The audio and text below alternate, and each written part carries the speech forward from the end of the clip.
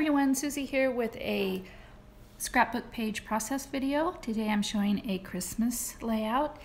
This is what I'm adhering here is a honeycomb die cut from the Silhouette Studio. I'm adhering it to a piece of black cardstock. And I just gently kind of start on one corner and work my way out to the next corner.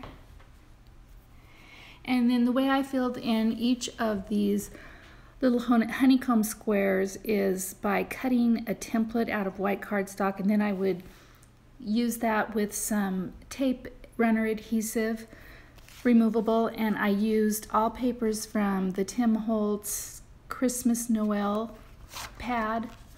It's an 8x8 pad. And it did take a little while, but you know, I like doing it.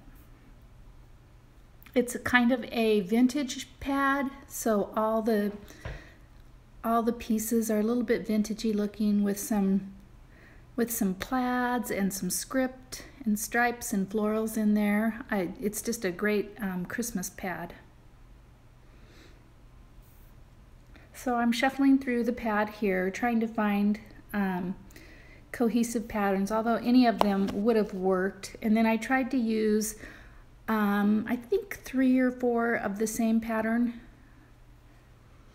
And then I'm adhering this. This is where I start a process that you'll see that I'm showing you the whole process of constructing and then deconstructing an idea. I start by adhering it to this black piece of cardstock and then adhering all of these ephemera pieces from the matching ephemera pack that I got.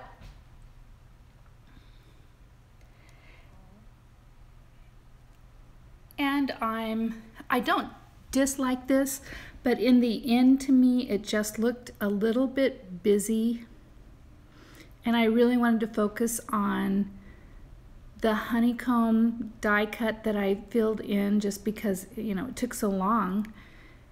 And I die cut this Marion Bright script title from my Silhouette. I die cut it in 2 forms, one layered on top of each other and one that went straight across, so I could decide which one I wanted to use.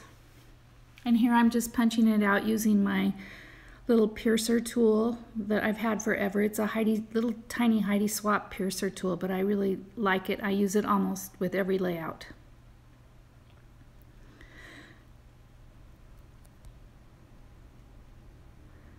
So I don't know, I'm trying to remember if I actually adhered all those ephemera pieces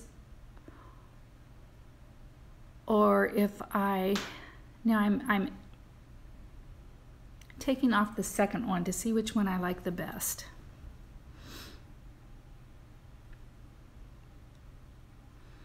Comparing them. And now you can see that now I'm at the point where I took off the black, and I just decide to do some small clusters of the ephemera pieces so that I could focus on the really pretty honeycomb background.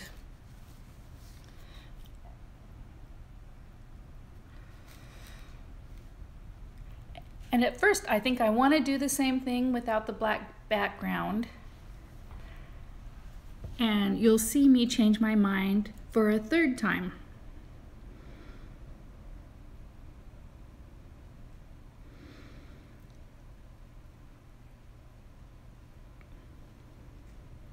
I still thought it was too busy.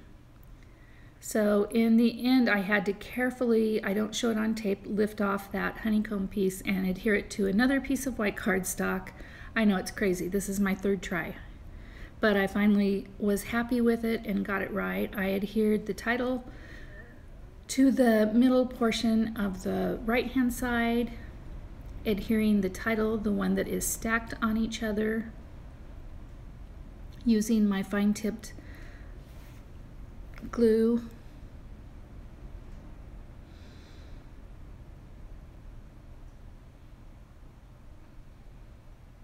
Those little eyes on your eyes can get lost easily. You have to keep those in a safe place.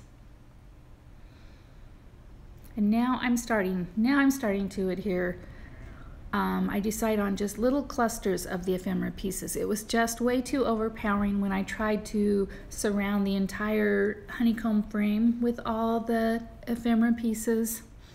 And I like the end result of this much better. You know, they say third time's a charm. Well, it was in this case. This is my third layout for this actual layout. So I'm doing this upper right hand portion, and I decide to repeat the little poinsettia bunch and also the little medallion circle. There's a smaller one in the upper left hand corner and a larger one over the merry and bright. And there you see me continuing to add some of the ephemera in much smaller clumps. And now I'm just adhering the kind of loose ends of the honeycomb, and then I use my stamping blocks to add a little weight to hold them down so they stay adhered nicely.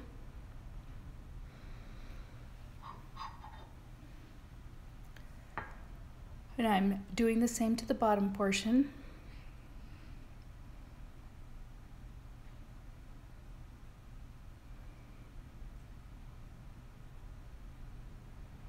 Now I'm just going to add a couple of red sequins from Lilac Lane. These have 3 different kind of colors and finishes of sequins. There's a shiny bright, a matte red, and a cherry red, which makes a nice little combination. And I added the 2016 stickers. Those are some American Craft thicker stickers. And then I am trimming about 1/4 of an inch from each side, 1 or 2 sides of the white paper. I decided that I wanted to add a black background, so I gutted a piece of black cardstock. And here I'm adhering the layout. And now finally, here's the finished product after 3 tries. But I love how it turned out. And there's some still shots you're seeing now. Thank you so much for watching, and I will be back soon with another process video. Thanks so much. Bye bye.